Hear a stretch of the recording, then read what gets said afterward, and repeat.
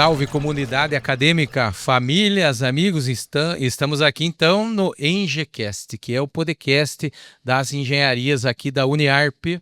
Nosso agradecimento, como sempre, né? A gente tem que ser grato à Uniarp por apoiar esse projeto, nos dar essa força para a realização desses episódios dessa temporada do ENGECast Uniarp, que vem trazer esclarecimento aí no mundo da engenharia elétrica, engenharia mecânica e afins aí do mundo da engenharia. E hoje um episódio muito especial, só temos fera aqui do mundo da eletricidade, vai ser um podcast muito bacana, muito instrutivo, então vou começar aqui apresentando pela minha direita, professor Luciano Cachoeira, né, que é professor aqui da instituição, também trabalha profissional da área na empresa Dame. Seja bem-vindo, professor Cachoeira, muito obrigado pela sua presença aqui hoje no ENGECast. Obrigado pelo convite e é um prazer estar aqui conversando com você sobre o assunto, né, que é tão relevante aí na empresa, na cidade e na nossa vida de uma maneira geral, né? É isso aí, muito obrigado. Então, o nosso convidado que está aqui também já pela segunda vez, né, professor, mestre, também é perito Antônio Pedro Tessaro, muito obrigado, né, por o senhor ter aceito o convite e estar aqui para ajudar a contribuir nessa conversa e falando aí da energia, eletricidade, tudo que tem a ver. Muito obrigado. Tá bom, obrigado pela oportunidade, mais uma vez estás aqui. Obrigado, professor.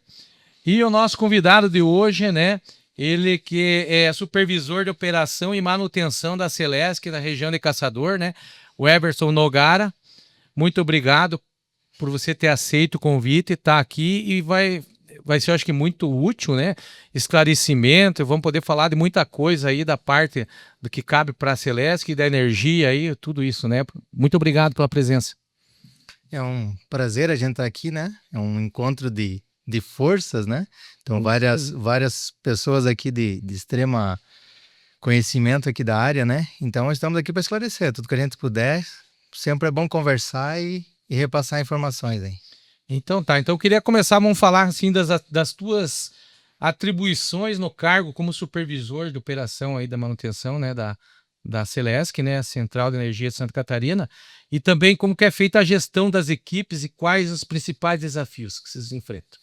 Hoje a supervisão de Caçador, ela responde por Caçador, Calmon, Matos Costa, Timbó Grande, uma parte de Lebon Regis e uma parte de Macieira. Essa é a base Caçador que atende, né? Então, é uma região. Nós temos uma área de territorial bem grande e distribuído as equipes nessa região.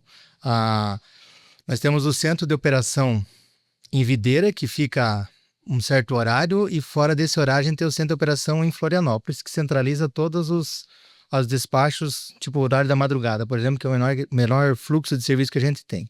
Então, nesse centro de despacho, tem todos os serviços que entram online e dessa forma é feito todo o despacho automático dos serviços, tá? Então, ainda se tem um certo despacho manual, mas em lote, conforme as regiões que tem, mas a Celesc está investindo fortemente num programa que vai entrar em 2, 3 anos ali, que é despacho automático de serviço também. Então, qual equipe está mais perto, a localização por GPS, e para ver qual que é a melhor produtividade da equipe de campo e a maior agilidade no atendimento, né? Mas então, quando acontece um evento, a pessoa vai entrar em contato até na fatura ali, tem um número, acho que sim. Hoje tem diversas formas, né? Nós temos o call center, que é o 0800, mas é uma opção que, assim, hoje você tem aplicativo, se você tem no celular, a maioria hoje de smartphone, se você tem um aplicativo no celular, todos os cadastros teus estão ok, você faz a solicitação pelo teu aplicativo, é a maneira mais ágil que se tem, né? Mas tem o 0800, você pode entrar no site da Celesc e entrar pelo site e abrir o registro também, você pode ligar no 08000, tem N situações para você poder abrir o teu chamado, né? E quando abrir esse chamado, então vai lá para Florianópolis ou para Videira? É uma central de todo o estado, ele entra todos os serviços e daí cai na nossa tela de despacho, tá? Ele fica regionalizado na nossa região de Videira, que é a nossa base aqui, e depende os dias e horários, e ele também tem uma central em Florianópolis. Conforme o horário, se repassa o turno para um ou para outro, mas tudo com despacho automático, tá? Qual que é o tempo de resposta? Deu um evento, uma ocorrência, o tempo até o técnico chegar? Depende da ocorrência e o local, né? Tipo assim, se for uma ocorrência hoje, nós temos a nossa base, ela é toda... A base principal das redes, ela é toda automatizada, né? Nós temos os religadores, né? Esses religadores são tudo com telecomando. Então, às vezes, o cliente nem abriu um chamado, nós já estamos sabendo que aquele trecho está sem energia. Então, já é acionadas as equipes e as equipes já estão em atendimento, né? Então, o tempo de deslocamento depende da situação. Então, assim, se eu tenho uma equipe aqui no Centro de Caçador e abrir uma ocorrência lá no Taquara Verde, por exemplo, é o tempo de deslocar a equipe daqui para lá, né? Então, tem essas diferenças. Por isso que às vezes o pessoal na área rural demora um pouco mais, porque a equipe tem que chegar até no local, né? E tem situações que são situações mais críticas, mas hoje a nossa rede, ela é toda automatizada. A parte principal da rede. Se só a tua casa ficou sem energia, se você não abrir um chamado, a gente não sabe que você está sem energia. Mas os grandes blocos de cargas, todos são automatizados. Inclusive, depois nós vamos falar nas questões mais de como é que é a configuração da nossa rede, né? A gente tem hoje blocos de cargas com transferência automática, se desliga, se religa automaticamente e tudo, né? Então, bem avançada a nossa base de dados aí. E como que vocês fazem planejamento de manutenção preventiva, corretiva, região, caçador, tudo isso? Depende da situação. A gente tem as inspeções rotineiras, né? Cada certo tempo a gente passa nas redes. Isso principalmente quando a gente fala essas rotineiras nas áreas rurais. Nas áreas urbanas a gente tem um planejamento conforme o tempo, já que nem é na indústria, né? Você tem um tempo de depreciação daquela rede e se ela teve alguma ocorrência. Então, assim, teve alguma... Hoje a gente tem bastante problema com os cabos de telecom, por exemplo, né? Então, deu uma ocorrência, um caminhão enroscou, balançou a rede, deu algum problema. A gente faz para resolver de imediato aquela situação, restabelecer energia, e a gente gera o que a gente chama de uma pendência, que vai para um segundo tratamento, volta lá, faz uma inspeção, o que a gente pode fazer para resolver aquela situação, para não ocorrer de novo, né? Nisso vem os investimentos em manutenção. Mas mesmo assim, a gente faz sempre as inspeções em toda a nossa rede, né? Questão de interrupção, queda de energia frequente, o que causa mais? Hoje ainda na nossa trabalho a nossa região, devido à configuração do sistema elétrico brasileiro, na verdade, que é tudo rede aérea e a grande maioria redes nuas, é vendaval e vegetação, né? Esse é o nosso crítico, né? Então a gente tem muito a base florestal na região também, né? Bastante reflorestamento. Então essas ocorrências são as de maior assim, a gente não faz todo o projeto de programação de poda, roçada, mas mesmo assim, quando dá os vendaval que nem tem dado nos últimos tempos, às vezes até um pouco acima do que era o histórico, né? Ou a velocidade do vento, tudo, você às vezes tem tipo nossa região tem muita araucária. Então você tem um pinheiro do outro lado da rua, a rede está de um lado e o pinheiro está do outro lado da rua. Dá um pé de vento, joga lá de longe uma grimpa em cima da rede. Então o que acontece? Quando a grimpa cai no cabo isolador cruzeta, ele vai dar uma fuga para a terra. O nosso sistema já vai automaticamente desligar por segurança, né? Porque se tiver algum transeunte no chão, não levar uma descarga elétrica. Então ele entra em proteção. Então hoje a nossa principal problema de falta de energia ainda é vegetação na rede, mas principalmente em vendavais. Em dias normais, não, porque a gente tem todo o controle de poda. A gente tem, assim, às vezes o pessoal pergunta, né? A árvore está na calçada, né? O ideal é a prefeitura fazer a poda. Quando a prefeitura não consegue fazer, às vezes por questão de pessoal também, eles não conseguem fazer tudo isso, a gente faz as inspeções e faz a poda da proteção da rede, né? Então a gente não vai fazer a podinha arborizada lá bonitinha, isso é a prefeitura que faz. A gente tira os galhos que estão em contato com a rede elétrica, então a gente retira o risco para a rede elétrica, né? Isso a gente faz intensamente. Isso é dia a dia, tá? Sempre tem equipe fazendo, passando e conforme o fluxo de serviço executando isso aí. Mas uma coisa que você falou, então no caso de um cabo se romper, quando ele arrebentou por o vento, qualquer situação, ele já desliga, não vai estar energizado aquele fio, o cabo. O sistema é configurado para isso, tá? Mas assim, ó, a gente está aqui falando com especialistas, né? Então, assim, tem situações que dependem da resistência daquele local no solo. Então, assim, um cabo caiu em cima do asfalto, por exemplo. O asfalto não é um bom condutor para o solo, ele já tem uma certa resistência. O nosso sistema, ele é feito para cair e desligar. Mas a orientação que a gente sempre dá para toda a população e para todo mundo é Um cabo, energia, a gente não tem cheiro, não tem cor, não tem nada. Você olha para um cabo aqui, tem energia ou não tem energia, você não tem como saber. Então, assim, o nosso sistema vai ter a proteção e vai desligar, mas nunca, jamais vai lá naquele cabo e vou tirar do meio da rua, que isola, deixa afastado e não encosta nele. Mesmo a gente sabendo que está desligado, a gente não encosta nele enquanto não faz todos os procedimentos de segurança, né? Isolamento, aterramento na rede, para daí sim você colocar a mão naquele cabo. Eu queria fazer uma pergunta aqui geral aqui para os professores e para você, que eu vi isso aí na internet, um cabo de energia cai no chão, daí não é para a pessoa não correr, para ficar parado, né? Porque se ele der o passo ali vai dar diferença de potencial e a carga vai passar pelo corpo e vai acontecer um acidente. Então, ou caminhar com os pés próximos, ou ir pulando, ou ficar parado. Agora pergunto, professor Cachoeiro, professor Tessaro e Nogaro. Eu vou ficar quieto, quero que vocês falem sobre isso. Essa situação é aquilo que é conhecido como tensão de passo, né? Você tem a tensão de toque e a tensão de passo. Então, basicamente, quando você tem a circulação de uma corrente, seja ela no solo, seja ela num elemento condutor, entre dois pontos desse elemento, que não é o mesmo ponto físico, você acaba tendo uma diferença de potencial, certo? Quando essa resistência é um pouco maior, essa diferença de potencial também eleva, pela lei, praticamente é a lei de Ohm, né? Que é tensão V igual a R vezes I, né? A lei mais conhecida aí da área da elétrica.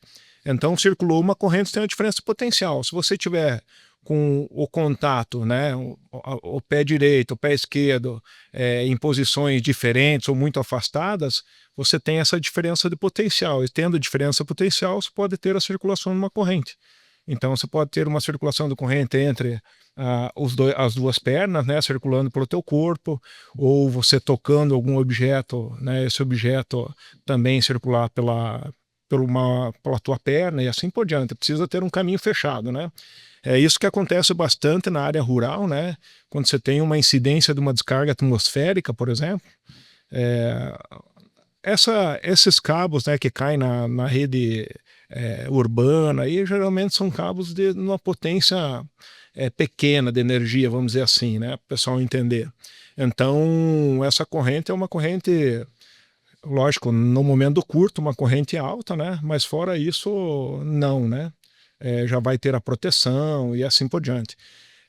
Na área rural, você tem a incidência da descarga atmosférica, né, ou num campo de futebol, o pessoal está jogando futebol, então aí você tem o escoamento da corrente em várias direções e você cria essas diferenças de potenciais, né? Então, um animal, né, que tenha as patas ali afastadas, acontece às vezes a morte deles não é porque a descarga caiu em cima dessa pessoa, né, mas caiu próximo dessa pessoa e criou essas linhas de diferença de potenciais, entendeu?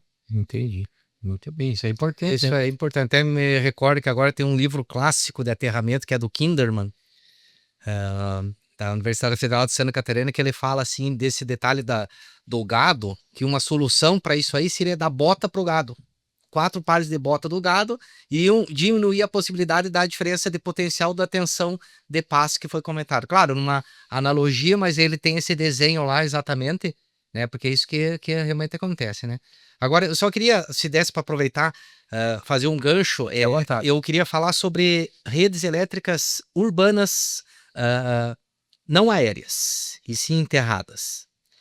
A gente sabe que o custo de implantação, por exemplo, é maior, mas, por exemplo, em várias cidades de Santa Catarina já foram feitos projetos, existem ruas que você não vê nada, nem a parte de rede, nem a parte de instalação elétrica, nada, tudo enterrado, somente vê os pós de iluminação e parece que não tem nada e está tudo embaixo. A Celesc tem algum plano, por exemplo, para financiar isso? Existe algum planejamento? Porque é algo que eu imagino que é um futuro, né? Só que a gente sabe exatamente da questão dos custos a serem implantados, né? O que podia, com essa situação só fazendo a reverberação com o assunto, iria diminuir, por exemplo, vários problemas com relação a vendavais, a intempéries ou eventos externos que poderiam atrapalhar a rede. Isso falando urbano, né? Urbano. Hoje o que acontece é assim, ó, tudo são custos, né? Não só a Celesc, como todas as empresas, é custos. A Celesc sempre preza pela menor tarifa de energia, porque tanto é que nós somos a menor tarifa de energia residencial, a segunda menor tarifa de energia residencial do país, né? Então, assim, as outras distribuidoras têm uma tarifa muito elevada conforme a maneira que você faz o teu investimento na rede. Claro, é o sonho de todo lugar, eu acho, ter tudo rede subterrânea. Seria o ideal, mas não é o real. Ideal, mas não é o real, exatamente. Então, o custo de implantação, aproximadamente 10 vezes o custo de uma rede aérea, tá? Então, o que acontece? Esse custo, a ANEEL, né, em cima da base regulatória, ela não identifica isso como investimento para você fazer um investimento prudente. Porque, eu vou escolher o centro de caçador, então eu vou fazer rede subterrânea. Ótimo, excelente, mas você vai estar investindo 10 vezes naquela região. Então, no futuro, eu acho que sim, né? Mas hoje, no momento, o sistema, até por questão nós temos muitas cidades, né, não tão verticais e sim horizontais, então são muito espalhadas, então tem essa questão. Mas o que a Celeste tem feito hoje para ir nesse pensamento, mas de forma um pouco mais econômica, vamos dizer assim, né? Hoje a gente sempre preza em investimento onde tem vegetação, né? É fazer rede compacta ou rede protegida, né? Então, assim, os cabos nossos de baixa tensão, quando a gente faz uma obra, a gente sempre prioriza colocar rede multiplexada. Se eu vou ter que trocar o cabo, eu não troco um cabo nu por outro nu. Salvo em situações diferenciadas, mas via de regra, sempre se coloca cabo multiplexado. Com isso, você já tem a baixa tensão isolado, porque o cabo multiplexado, ele é isolado. Na rede de média tensão, que é onde dá as correntes de maior porte, a gente faz a rede compacta, né, que é o cabo protegido. Ele não é considerado isolado pela condição construtiva dele, né? Mas toques eventuais, voa uma casquinha de uma árvore de eucalipto que na rede nua ela derrubaria, na rede compacta não, tá? A gente passa depois, tira ela e ela não tem o desarme da rede.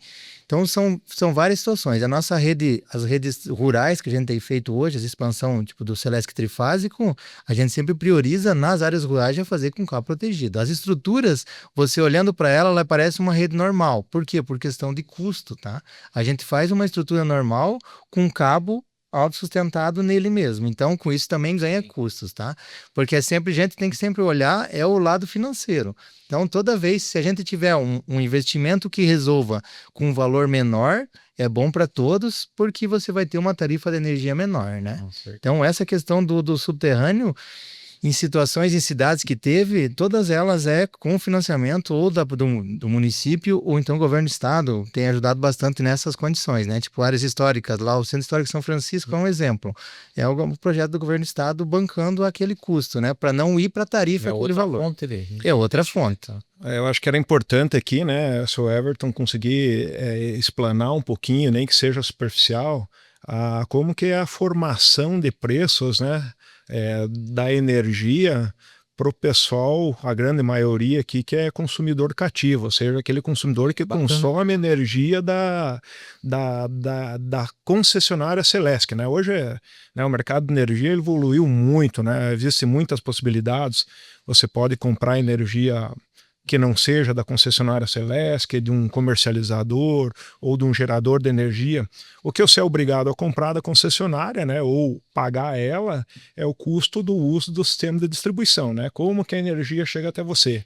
Então, quando vem lá assim, tá a Celesc, né, faz o reajuste tarifário, no nosso caso em agosto, né, dia 22, 20 de agosto, por aí é onde a ANEEL está divulgando. A ANEEL, Agência Nacional de Energia Elétrica, ela diz assim, o valor da tarifa em Santa Catarina que a Celesc vai praticar vão ser esses valores.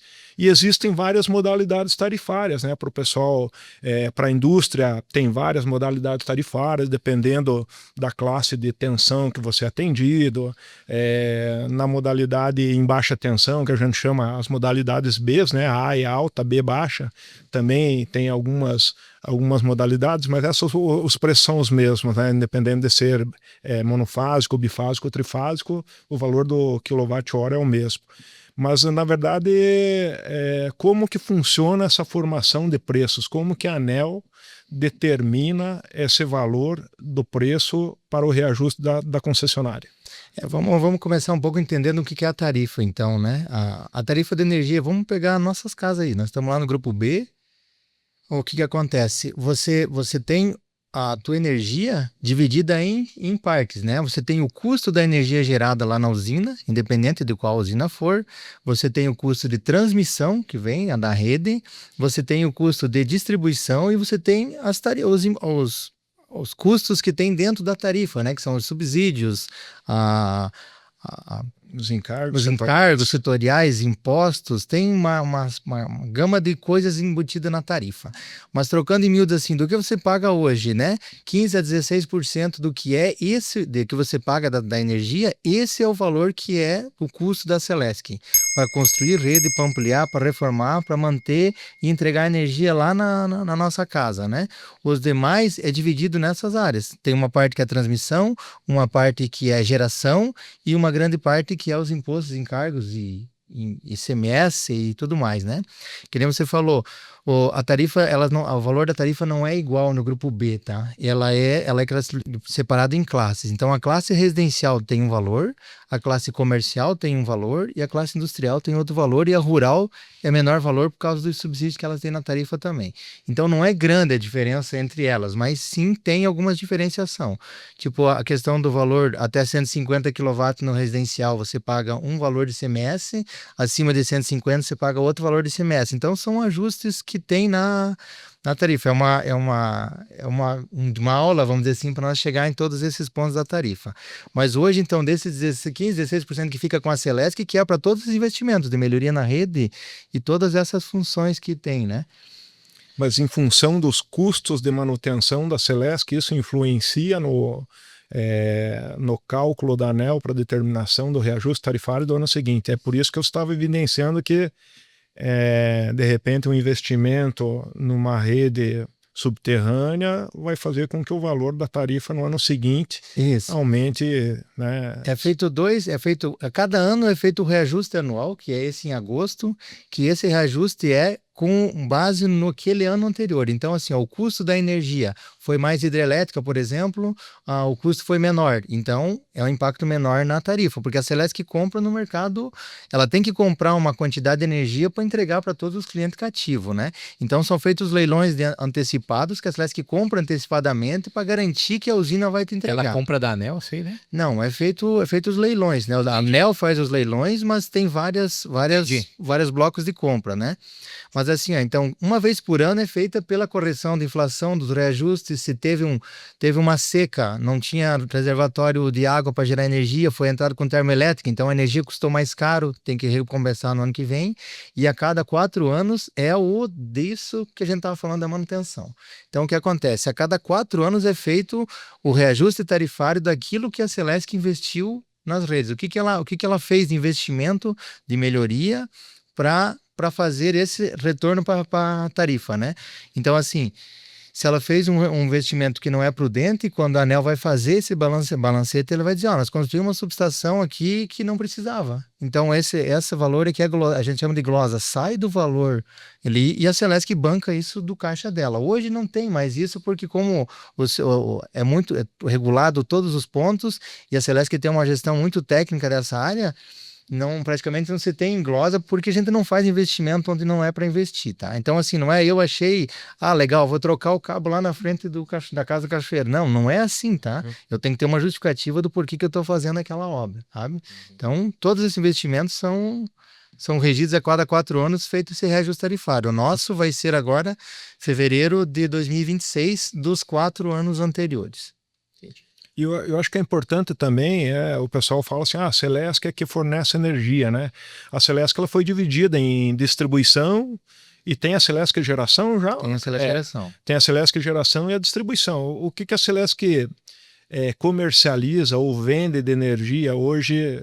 Qual que é esse montante em percentual no estado de Santa Catarina? A geração, ela sempre foi pequena, comparando com o que é a distribuição, né? Mas a Celesc está ampliando as usinas, né? Repotencializando as usinas que já tem. Ela tem algumas parcerias, né? Específicas, né? Propósito específico, que a Celesc tem uma participação naquelas usinas e uma participação da iniciativa privada, né? De quem for o sócio, vamos dizer assim, né? E ela também está investindo agora em geração solar, né? Então nós temos a usina de Videira, temos em Lages, temos no estado inteiro usinas solares que a gente está investindo. Mas essas vai para a comercializadora que a Celesc criou ano passado, que ela também faz comercialização do mercado de energia no Mercado Livre, né? Então tem preços expressivos e ela comercializa principalmente as da Celesc Geração. Eu estava falando ali, nós vamos falar de inovação, né? De investimento, uma coisa que nós vamos falar, e falar de segurança. A gente estava falando ali dos cabos e tal. O professor Tessaro também, também conhece bem dessa área. A questão de norma de seguranças, voltando um pouco, desde depois a gente avança para a parte de investimento de novo. Norma de segurança, já que a gente estava falando ali dos cabos nu, até a questão dos cabos que o Nogara falou ali, tem um episódio anterior lá que o César teve aqui, ele mostrou até a questão desses cabos aí das redes elétricas, a gente até fez um comentário ali, e agora você vem ressaltar isso aí. É bacana, então. Norma de segurança seguida pela Celesc, da operação de manutenção, e responsabilidade da Celesc, qual que é a responsabilidade da Celesc quando acontece um acidente? A Celesc tem alguma responsabilidade? Até mencionando alguma coisa que já tem acontecido, o professor Tessaro me ajuda aí, questão de acidente, é comum, não é? Como que... Depende No a domínio situação. público, né? Vamos falar no domínio público. Teve um acidente, né? Depende da situação. Que nem as normas de segurança, a gente tem que seguir todas as que tem na legislação brasileira, né? Mas assim, que nem nós de operação e manutenção, né? O que a gente mais... Tô falando agora das equipes de campo, né? Então, o NR10, que é básico, não tem como a gente não seguir todas as normas e procedimentos de segurança. A NR35 trabalha em altura, né? Nós sempre trabalhamos em altura, então todos os nossos procedimentos são em cima da 35. Nós temos a NR12, né? Que é cestas aéreas, guindastes, elevação de carga, que é o nosso dia a dia, né? A gente, tirando quando tá no solo, que eu tô só em contato com a NR10, então trocando um medidor, por exemplo, fora disso nós estamos todos em contato com todas as outras NRs. Então a gente sempre preza muito pela segurança tanto da população como das equipes, né? Principalmente das nossas equipes, porque o nosso ambiente é periculoso, né? Não tem, assim, a gente tem, mesmo com todos os equipamentos de segurança, a gente, se tiver algum acidente, o que a gente nunca quer que tenha um acidente, né? Mas ele vai diminuir o impacto, mas ainda a gente está em contato com o ambiente periculoso. Então, nessas questões, assim, no acidente com a população, o que mais... Hoje tem, tipo assim, não tem, na nossa região não tem tanto incidente. Depende como é que é a população, como é que é com a forma construtiva, vamos dizer assim. Mas, via de regra, a rede chegou primeiro ou a construção. Esse é o pilar principal de tudo. Mas, assim, a Celesc está no domínio público, que a gente falou, ela está ali na calçada, na concessão da entrega de energia. Então, assim, ó, se uma pessoa vai fazer um empreendimento, vai construir um prédio. Para ele construir um prédio, por exemplo, ele já vai entrar com as liberações da prefeitura. A prefeitura vai verificar o recuo que ele tem, se ele pode fazer no alinhamento com a calçada. Ainda a gente vê algumas construções antigas que faziam um avanço, fazia marquise em cima da calçada, onde passa a nossa rede elétrica. Isso são coisas mais antigas, né? Mas hoje, quando você vai liberar, ele já tem. E quando você vai fazer uma obra, liberou, a nossa rede está impedindo, vai ficar próximo da área de construção, o que é responsabilidade do construtor, né, do proprietário, entrar com pedido na Celesc para fazer ou afastamento ou isolamento da rede, tá? Então, assim, tem como só fazer o afastamento, se faz o afastamento. Se não, preza-se pelo isolamento da rede baixa e a rede protegida, pelo menos na de média. Porque você não está isolando, tem que manter as distâncias de segurança. Mas você ganha isso em segurança da obra e tudo, né? Mas, por exemplo, o cara tá pintando lá e sofre uma descarga elétrica. Pois é. Para ele estar naquela área, ele tem que ver a condição antes de entrar vou pintar. Eu tenho um afastamento de segurança da rede? Não tenho. Então, quem é o proprietário que está contratando ele, né, ou a empresa, tem que entrar em contato com a Celesc para fazer esse procedimento de isolamento da rede, né, o afastamento, ver a situação real. Tem casos que tem como só isolar, tem casos que tem que mexer uma obra na rede, mas a gente hoje preza para fazer uma solução definitiva, tá? Porque assim, você tem um prédio que está lá há 20 anos construído, você não vai demolir aquele prédio. Então ele está pintando hoje, né? Daqui 2, 3, 4, 5 anos vai pintar de novo, ele vai ter o mesmo problema e a mesma insegurança. Então quando o cliente entra com esse contato, já é feito para resolver de vez. Se ele precisar pintar daqui 2 anos de novo, essa questão está resolvida. Mas e é feito, a Celesc faz algum trabalho assim, conscientização, de alerta nessa situação? Sim, a gente faz mais com a questão dos responsáveis técnicos, né? Que assim, a população em geral, a gente faz as campanhas, né, de mídia e tal, mas nem todos têm o conhecimento do risco que se tem naquela situação. Mas assim, ó, quando você vai fazer uma obra desse porte, você vai contratar uma empresa, você vai ter um profissional para fazer aquilo. Então, quem é o responsável por esse profissional que precisa fazer esses encaminhamentos, né? Que é a responsabilidade, que é técnica. O engenheiro vai assinar um RT para fazer aquele trabalho, né? Caso, vamos dizer assim, em caso de pinturas de edificações, muitas vezes não muito grande, quem vai pintar vai ser o autônomo. É ele que pinta. Aí ele não tem empresa, tem conhecimento, tem experiência, sabe do perigo que ele está naquela área energizado, mas mesmo assim continua fazendo. Daí isso pode acarretar problemas, né? Sim. Problemas para ele, que vai estar lá na ponta firme da operação, para o proprietário da edificação, que também em algum outro acidente será chamado responsável civilmente e criminalmente, né? Então, acho que isso aqui é importante, além dos trabalhos que estão fazendo de conscientização, reforçar, principalmente com os autônomos, que eles, até pelo excesso de confiança, vão pensar, nunca deu. Sempre fiz assim, nunca deu, mas um simples avanço do extensor, por exemplo, lá no rolo extensor, encostou na média tensão, na baixa tensão, né? Até foi passado uma reportagem ali, né, sobre um acidente, entre tantos acidentes que acontecem, evidentemente, evidenciando essa falta de cuidado e até um desprezo à segurança, né? Em contrapartida, a concessionária, qualquer estado que seja, dispõe daquelas mantas amarelas, por exemplo, a laranja, melhor dizendo, as mantas laranjas, para que seja protegido e seja feita aquela intervenção momentânea, né? Sim. Então, acho que isso aí é uma coisa... Muito bem. Tá. É bacana isso aí falar, porque às vezes o proprietário do imóvel ali e tal, né? Às vezes ele quer só que pinte, mas... O proprietário contrata e não quer se incomodar, mas às vezes quem ele contratou é um autônomo que trabalhou a vida inteira. É um alerta. É um alerta exatamente para evitar futuras demandas judiciais, né? Sem necessidade. Né? Evitar transtornos. Evitar transtornos. Muito bem.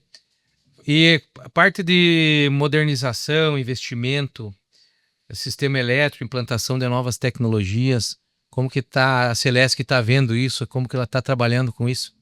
A gente está investindo pesado, né? Na verdade, vamos alguns dados, né? Por exemplo, só da nossa região aqui de Caçador, né? A gente tem 34 religadores instalados, religadores trifásicos, sem contar os monofásicos.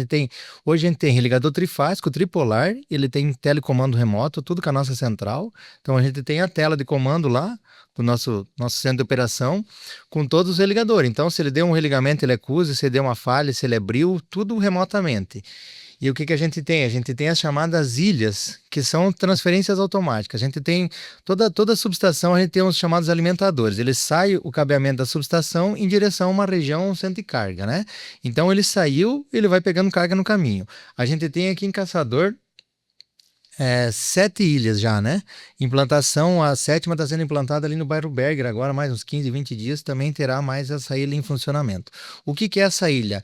Deu um defeito num certo ponto do alimentador. Se a gente não tem essa transferência, ele vai desligar por proteção, a gente tem que procurar localizar o defeito para poder religar a energia, né? Então o que acontece? Quando tem a transferência automática, ele automaticamente, o sistema configurado, né? Feita a parametrização para isso, ele já isola o trecho por onde está o defeito e já energiza aquele trecho que não está defeito por outra fonte. Tá? Isso nós temos em Caçador, 56%, mais ou menos 57% de todas as nossas unidades de Caçador já tem 2 fontes de energia. Tá? Nós temos os estudos para os próximos anos em aumentar essa condição de fontes alternativas. Né? Então por isso que às vezes deu um problema, às vezes deu 3, 4 segundos, eu estou com energia de novo. E é graças a isso aí. Esse investimento que teve nos últimos anos dessa tecnologia, né? Então, assim, tecnologia, cada dia a gente acorda com uma coisa nova no mercado, né? Tem que se adequar, a gente tem que pensar para isso, para frente, para ter cada vez mais qualidade de energia e cada vez mais produtividade em todos os processos, né? E ganhando tempo, né? Você não pode, às vezes, deixar um trecho desligado. Há uns anos atrás, você ficava 2, 3 horas sem energia, voltava, nossa, que bom, né?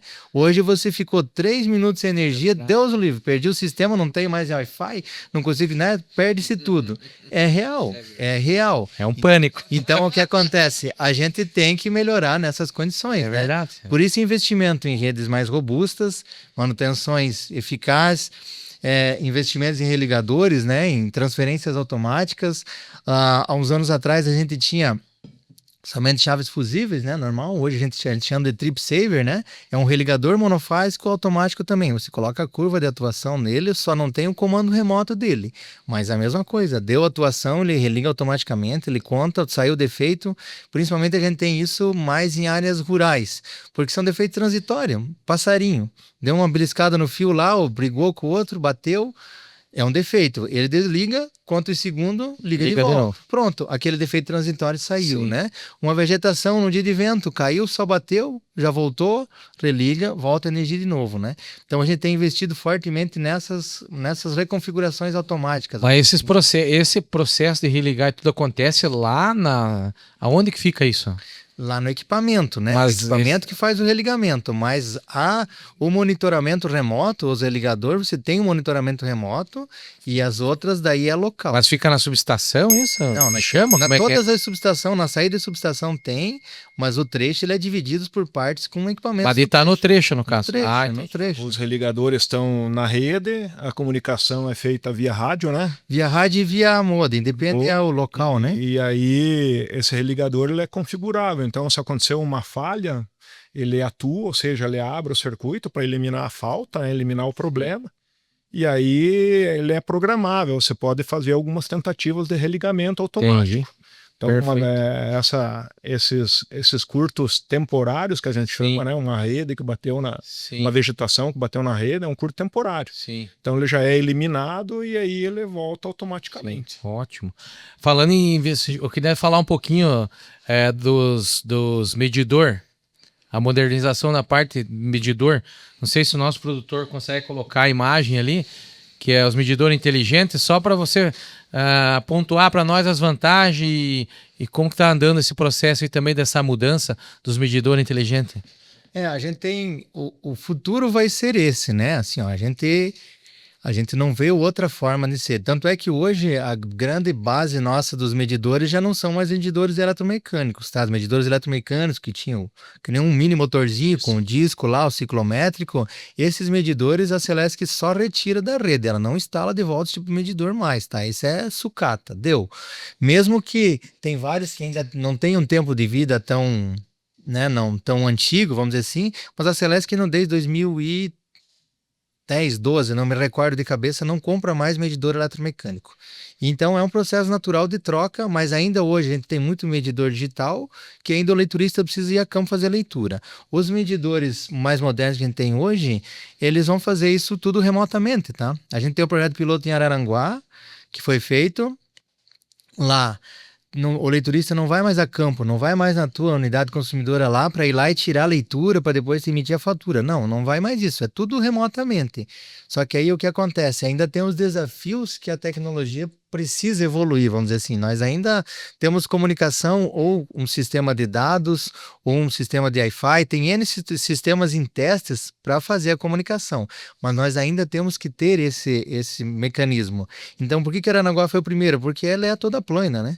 Então é tudo planinho, foi colocado os repetidores em certos lugares, alguns prédios que deu interferência no sinal. Então hoje tem várias frentes de tecnologias dessa condição. Tem algum outro tipo de modelo nessa configuração, ele tipo assim, não tem mais o cara ir lá em campo fazer o corte por falta de pagamento. O medidor você desliga remotamente também. Assim como a gente tem o telecomando do religador, vai ter do medidor lá da casa do cliente, né? Então assim, precisa desligar ele, ou ele pediu para desligar, eu tô encerrando, eu tô saindo desse imóvel, vai entrar outro inquilino, por exemplo. Remotamente você desliga ele, não precisa ir lá em campo desligar, nada, ele vai ficar sem energia, né? mas quando ele vem na Celesc, faz a solicitação, manda o comando, em questão de segundos ali, já está ligado a energia de novo naquele local. Só que o desafio hoje ainda é essa comunicação ser efetiva, tá? Então, por isso que assim, na nossa região, por exemplo, nós temos muitas oscilação, muito morro, né? Muito lugar que você dificulta, o relevo dificulta ainda a comunicação. Então, assim, ó, não quer dizer que nós não vamos ter a curto prazo, a questão é que nós temos que ter uma tecnologia que consiga isso. suprir essa. Né? Temos hoje tecnologia via satélite, mas o custo é elevado. Então, assim, ó, tem que ter um valor que seja financeiramente viável você investir nessa condição. E da questão falando em melhoria, aquele incidente que aconteceu que ano foi? 2021. Que a gente ficou aí... Dia 20? 2020, 21? 21. Mas todo mundo lembra aí que a gente ficou uns dias aí sem energia, né? O que foi feito? A Celesc tem responsabilidade? Os meus colegas aí da mesa também. Vamos começar pelo entender como é que é a nossa configuração da rede hoje, né? Então, naquela ocorrência, naquela condição, é a condição que nós ainda temos hoje, ainda na data de hoje, ela é dessa forma. A rede que caiu é a alimentação da rede básica, que vem, né, que é numa transmissora privada, que é a Evolt. Deu um vento lá eu não me recordo, 160 km por hora, foi acima do que era o projetado para a nossa região, para as torres aguentar. As torres não suportaram, elas vieram ao chão. Ainda não foi uma, foram várias torres que vieram ao chão. O que acontece? A nossa alimentação da linha de transmissão que chega para a rede básica de Videira não teve mais fonte. Então, assim, ó, não é a Celesc que derrubou, que caiu as antenas. A Celesc também foi prejudicada porque ela ficou sem energia. Então, a transmissora não tinha outra fonte para entregar energia para nós. O que acontece? Depois disso, né, foi adiantado alguns projetos de ampliação, né? Aquela rede são 2 linhas de 230 kV, 230 mil volts. Hoje está sendo construído mais uma linha em outro traçado que vem de Abdom Batista, está em obras, tá? Assim, há poucos meses à frente vai estar concluída a obra está bem adiantada. Concluindo essa obra, a nossa subestação rede básica, que é lá em Videira, ela vai ter dois circuitos de alimento, 2 redes alternativas. Hoje já é circuito duplo que vem alimentado, mas mesmo assim vai ser 2 fontes e 2 fontes alternativas para vir. Então, se acontecer um evento numa dessas torres, vai ter a outra para atender. Então, essa condição se resolve. Caçador, foi feito um estudo por questões nossas aqui, ampliação de carga e melhoria também da qualidade de energia e tudo. A Celesc vai fazer uma nova linha de transmissão de 138. Não é transmissão porque é distribuição, né, a gente chama, mas em 138 mil volts, que vai sair lá da subestação da rede básica e vindo mais um circuito para alimentar Caçador, tá? Essa obra já está iniciada, já estão com o canteiro de obras montados. Isso, questão de poucos dias, vamos começar a ver obra em implantação, tá? A ideia até final do ano é essa linha tá pronta também, tá? Essa linha, mesmo com os projetos, como a gente sempre vai à frente e questão de custo e todo o impacto disso, né? Para se fazer uma linha de transmissão antes, o impacto ambiental era muito grande, tinha que abrir a faixa inteira de passagem, cortar a vegetação. Hoje a nossa linha de transmissão vai ser feita com um modelo novo, né? Novo não digo, mas melhor do que se fazia antes, com as torres mais altas, lançamento do primeiro cabinho via drone, então por cima das árvores já, depois tu faz o puxamento dos cabos, com o menor impacto ambiental possível, para não ter mais essa condição. Então, questão de até final do ano, 60, 70 milhões nessa obra da linha de transmissão a Caçador. Vai estar pronto também. Mas o que a Celesc fez além da linha de transmissão de 138 para essas ocorrências? A gente tem, só que com distâncias grandes. A gente tem uma distância com Videira, a gente tem uma distância grande com Santa Cecília, né? A gente tem essas distâncias entre os municípios onde nós temos subestações. Em contrapartida, a Celesc praticamente se interligou em todos os municípios onde não tinha. Antes, no dia da ocorrência, a gente não tinha interligação com Videira. Hoje a gente tem o alimentador Rio das Antas, a Videira, interligado normal via redistribuição de 23 kV. A gente está em obras agora a interligação com Porto União, Matos Costa Porto União, também. São 17, 18 quilômetros de rede lá, também está em obras lá. Questão até metade do ano deve estar concluída também. A gente fez interligação via Água Doce, Taquara Verde, Água Doce. A gente fez interligação Lebon Regis, Fraiburgo, Santa Cecília. Então, assim, ó, nós interligamos todos os municípios via rede de distribuição.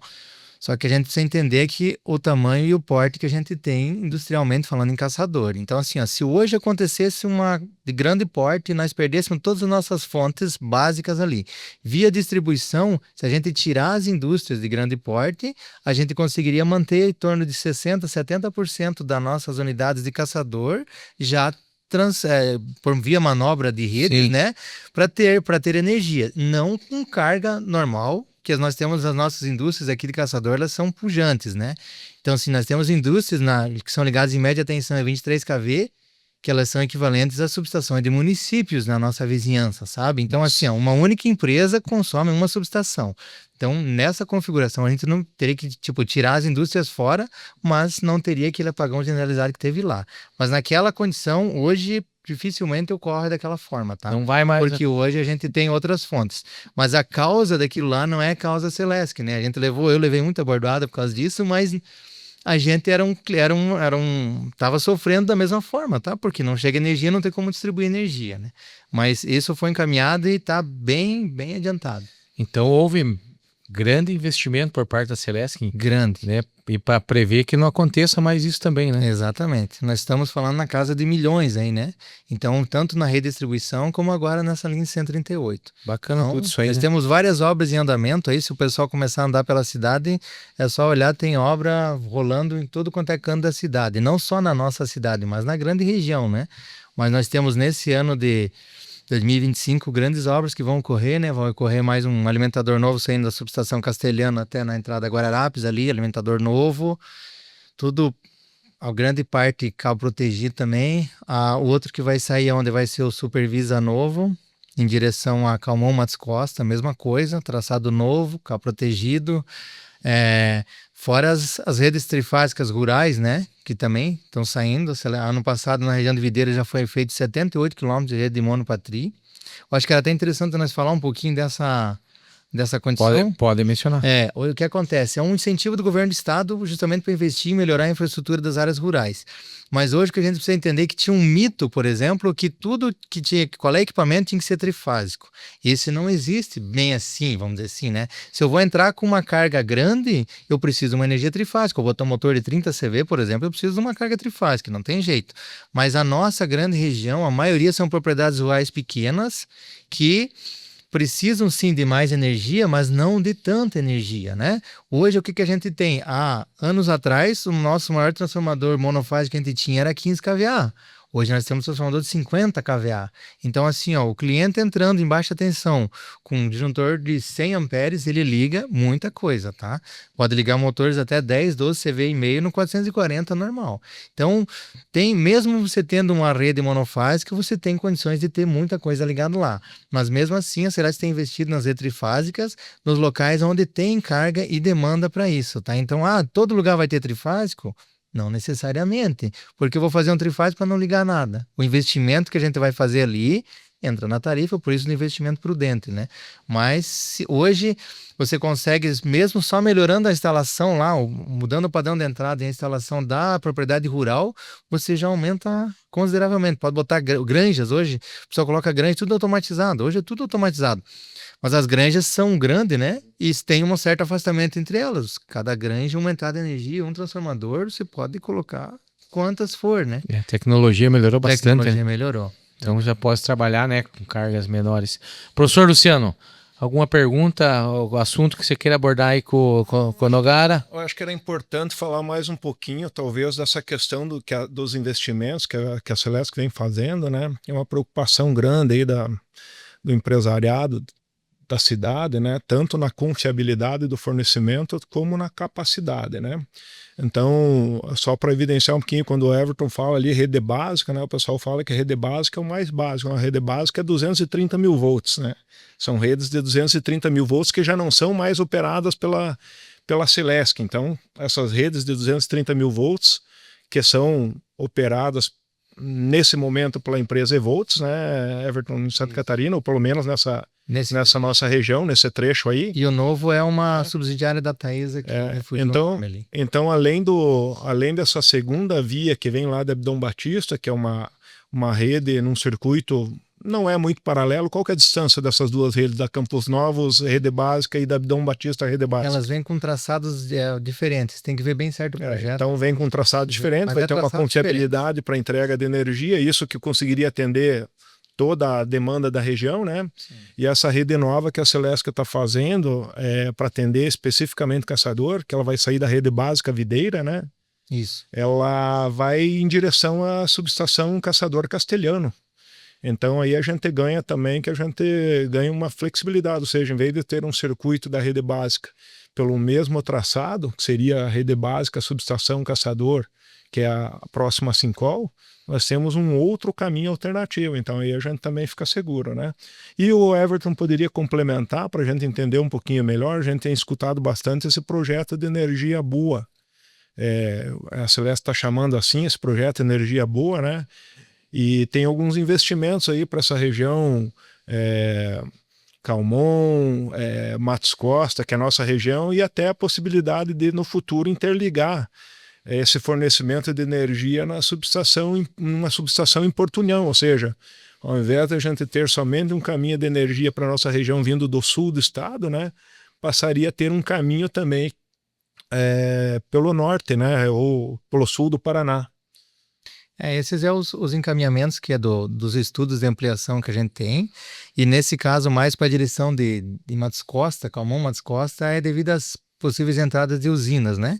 Nós temos o parque eólico, que está há alguns anos andando ali em licenciamento e tal, mas é uma geração expressiva. A ampliação da usina de Espraiado, que é da Bom Sucesso, e tem outras usinas pequenas que hoje dificulta elas fazer a conexão devido à distância que eles têm.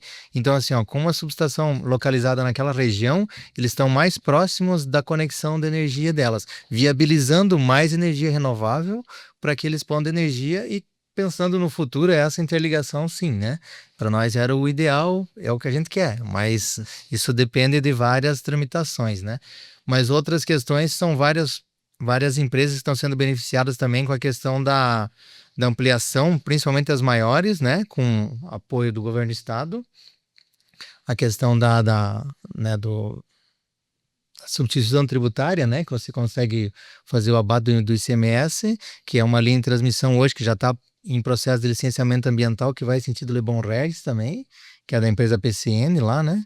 Está ampliado, eles têm um projeto de ampliação da fábrica lá para fazer saindo da subestação Castelhano indo para lá. Isso são os que estão já tramitados e aprovados, né?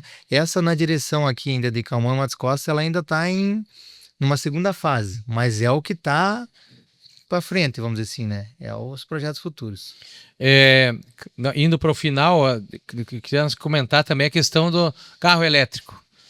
Demanda de energia para abastecer carro elétrico, a Celesc prevê alguma coisa, postos de abastecimento? A Celesc fez uma chamada pública, fechou 4, 5 dias atrás, que estava em aberto para todo o estado, né? Para ter a ampliação do corredor elétrico, que chama, né?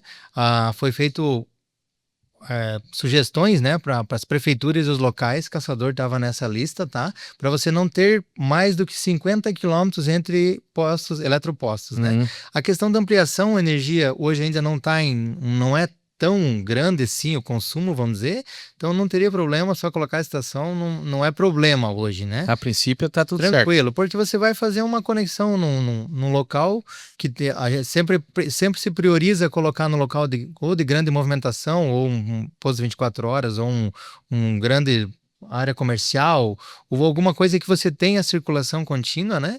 Então hoje um eletroposto é tranquilo, é uma ligação nossa em baixa tensão, sem não tem problemas maiores. Problema nenhum, nada. Que bom.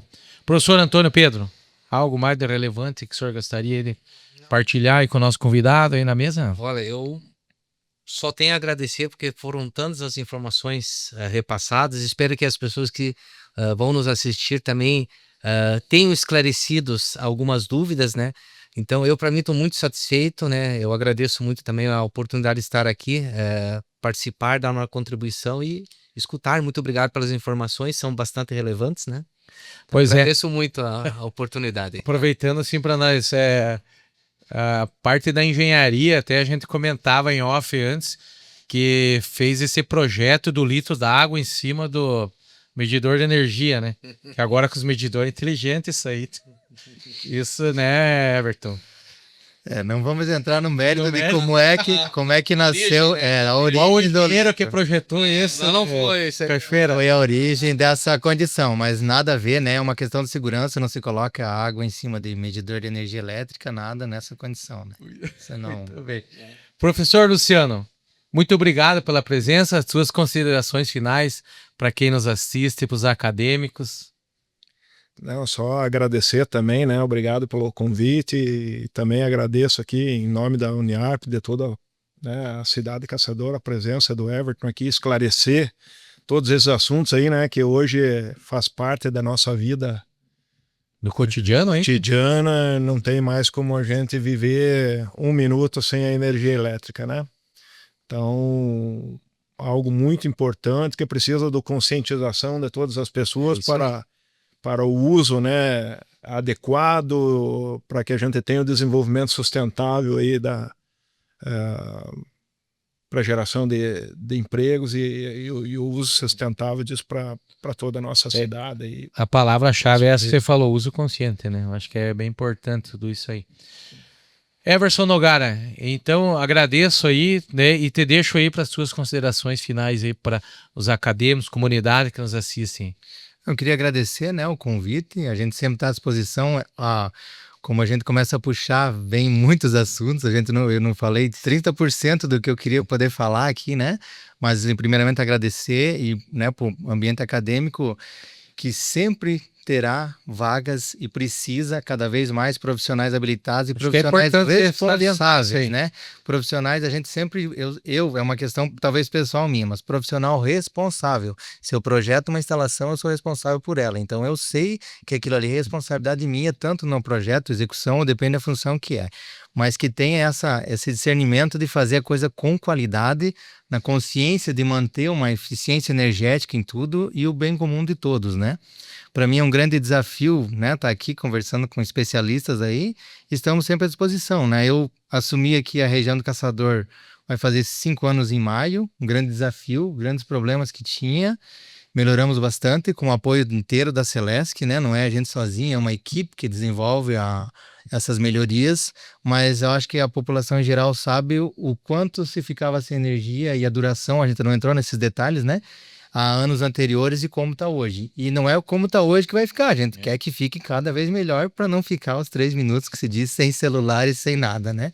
Essa é a nossa meta, mas precisando do apoio de toda a comunidade, o uso consciente e não ter problemas com a rede de energia. E o papel do engenheiro eletricista dentro da Celesc, dentro de todo esse contexto da energia é muito importante, né? Não, com certeza, a gente falou tudo por cima, mas vamos lá, a gente falou dos religadores, transferência automática, todas essas configurações, estudos de redes, qual os algoritmos vai se usar, as curvas de atuação, o engenheiro elétrico que fez, tá? Então, assim, tudo isso é estudo. A gente até levanta, eu levo para as equipes, os projetos, os estudos aqui, faça o cálculo para mim e desenhe isso aqui. Porque a gente faz os desenhos do projeto, mas os algoritmos, os cálculos, é um engenheiro que precisa fazer e determinar que ele que vai estar assumindo aquela responsabilidade de novo, né?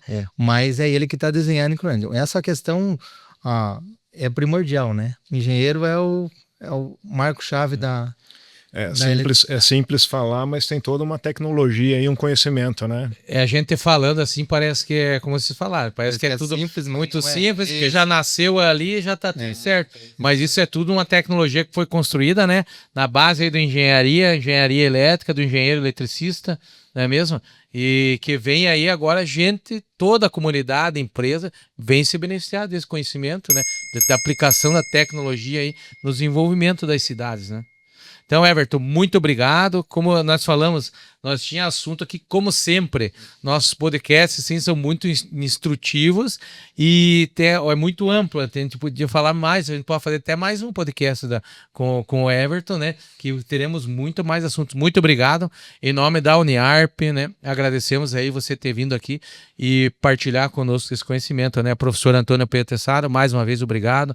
Professor Luciano Cachoeira, muito obrigado aí que reservou a agenda para vir aí. E fica aí a você, então, a dica.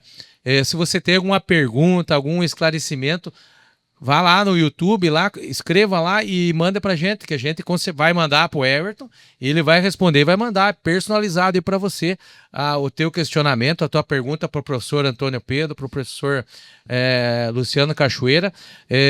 Entre lá, compartilhe, se inscreva no nosso canal, né, ajude a divulgar, ative o sininho, vamos multiplicar esse conhecimento que é tão importante. Mais uma vez a gente agradece a Uniarp aí pelo apoio, né, e vamos aí para finalizando esse episódio, e no próximo mais um assunto muito interessante, com certeza, aqui no EngCast Uniarp, que é o podcast da engenharia elétrica e também da engenharia mecânica. Muito obrigado a todos, até o próximo episódio, fiquem todos em Deus e até lá.